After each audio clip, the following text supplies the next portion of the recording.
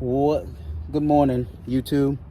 We're here at your service, mobile detailing and pool care specialist. What I'm going to do here is I'm going to show you. I'm going to try to do it in real time.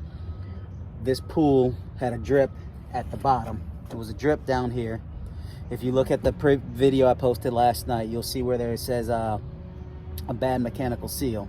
So it's dripping down here. So once you start getting a drip right in this area, between here and here, depending on the equipment you're working with, but when you get a drip and it's here and it's coming between from here to here, you have a bad mechanical seal, or the O-ring is bad, the plate O-ring is bad. So what you want to do is you just want to replace the seal and the O-ring, and that should solve your problem. Lube it up really good. So what we're going to do here is I'm going to try to work this in real time and not take too long.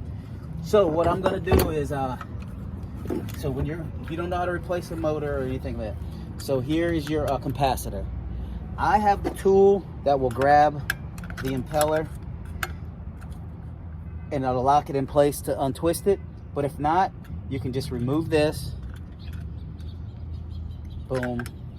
Don't let anybody tell you that a socket's gonna work. A socket's not gonna work. And if you're lucky and if it's not jammed too tight, you can probably put a flathead screwdriver in here. But 9 times out of 10, it's gonna be too tight. So what I do is I just take my tool, put it on here, and I'm able just to rest it. And then I'm able just to, because it's resting, I'm able to just usually, so even if it's stuck, I'm able to get enough grip. And the reason I'm out here doing it on my van is I want to do it out here in the field so you guys can understand. It can be done anywhere, anytime. You just got to get out here and make this money.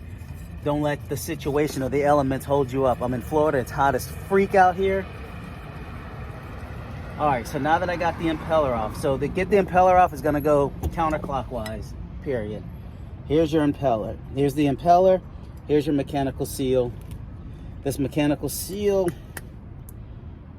yeah, it's bad. Yeah, it's worn. So then the seal's gonna come off. You're gonna have to pull this off, get a pair of pliers. It doesn't matter because it's old anyway.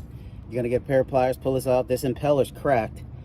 So this may be, we might be all right, but there's a cracked impeller. So that may be a problem. Then you're gonna take off your diffuser.